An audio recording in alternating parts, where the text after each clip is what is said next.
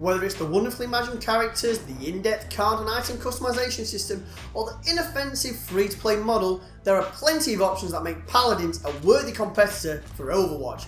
It's just a shame that Paladins doesn't put a bigger focus on the lore of this world, as almost all of its 36 champions are packed with interesting nuances. Cerise is an incredible ominous character, and her charm bleeds into her soul-snatching attacks and dimension-jumping abilities.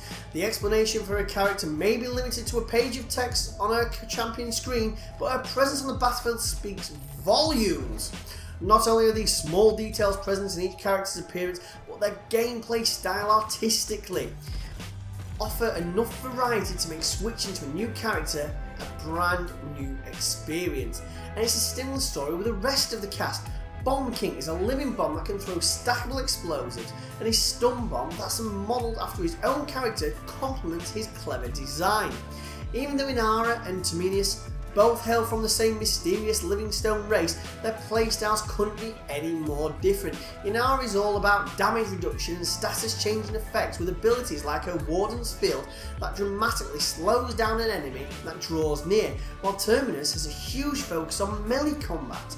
Paladin's wide range of champions fits elegantly within the 4 classes. Having a frontline champion like the technology-obsessed Tuvald is great for capturing the main objective, and the Celestial Monk Janos can use his support status to make sure the tank never goes down. Damage champions like the Dragon Drogos can use his rockets to apply pressure, and flanking champions like Sky can stealthily cast out enemies with a poison bolt.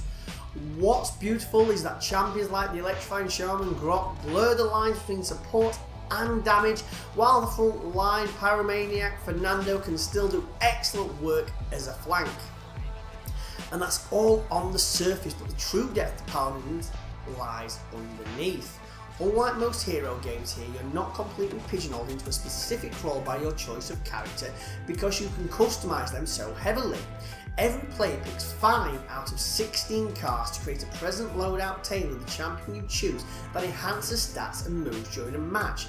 Say you gave the eccentric Moji and her 2-headed companion a card that heals her whenever she uses her magic barrier, but after a few matches you notice that using Bon Appetit, her ultimate attack that transforms an enemy into an easy to kill snack, is more important. Rather than scrapping the whole build and starting over, you can assign 15 upgrade points any way you like, letting you decide to improve either the healing power of a magic barrier or the charge rate for the ultimate. Experimental loadouts like these are Paladin's most important feature, and you'll likely find yourself constantly going back to tweak and improve your card's decks. Furthermore, being able to pick from multiple loadouts at the start of a match allows you to adapt to different team compositions and maps, providing a greater sense of control. Beyond that, every match begins with yet another set of options, allowing you to pick 1 out of 4 champion-specific talents that will dramatically change the way the character plays.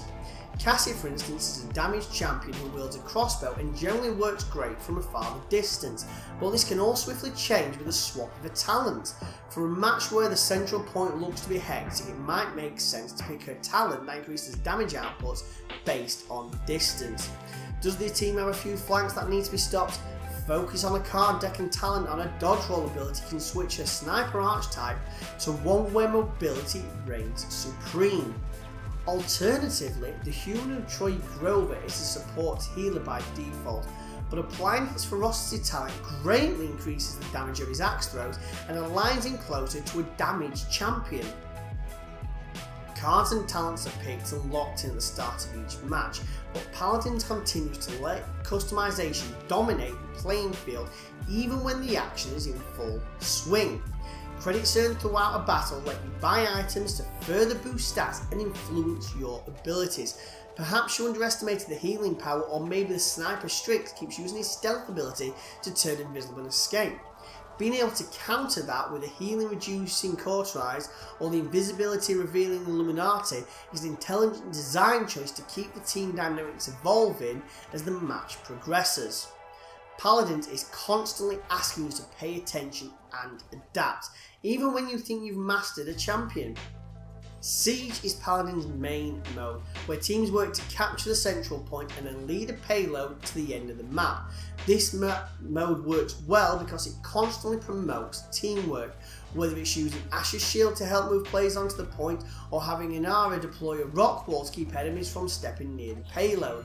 Saving your ultimate attacks and using them at the same time is a common strategy, but it's only beneficial if team members communicate. The Onslaught mode, which sees players capture a single point on the entire match, and the Team Deathmatch mode are nice detours, but neither offer anything substantial. Team Deathmatch in particular feels a bit thrown together as the instant spawn times don't allow you time to properly evaluate and buy items like you would between deaths in Siege and Onslaught. There are also a few odd bugs and graphical problems that appear from time to time. Sometimes weapons like Makoa's anchor but evolved edge beam will stretch out across the entire map, or a heads up display overlay that should have disappeared will stay longer than it's needed. But as a free to play game, it's always a concern that microtransactions could cause a feeling of unfairness. But Paladins keeps things on the level by not offering any competitive advantage for sale. Gold currency is earned by playing matches and completing quests, and using it to buy locked champions gives you a decent window of time to master a character as you save up for the next purchase. Of course, the entire selection of characters is available for purchase in a pack, and many cool outfits and other cosmetics can be purchased individually, so you're not left waiting for the item you want to drop from a loot box, though you can buy a loot box for a cheaper price if you don't mind sifting through a handful of emotes and sprays. Overall, working on top of the strong and fairly balanced foundations of a complete free-to-play hero shooter, Paladin's capacity for experimentation is its greatest strength. Even after hundreds of hours of exhilarating battles and strategic planning, the game continues to find a way to offer new gameplay experiences. Whether it's the main mode that encapsulates the teamwork aspect of the character design that immediately flow with creativity, Paladins Champions of the Realm clearly stands out in the midst of competition, and because of that, Paladins Champions of the Realm comes in at a solid 8.5 out of 10, and it is a game we highly recommend, especially as it's currently available on PC, PS4 and Xbox One and Switch. So what do you gamers think? Do you love Paladins? What platform do you currently play on? Why don't you let us know in the comments below? And if you're new to the channel and enjoyed this review, then why don't you click on the subscribe button, hit that bell icon to receive updates every time we do a review, and until next time gamers, take care, and I'll see you soon.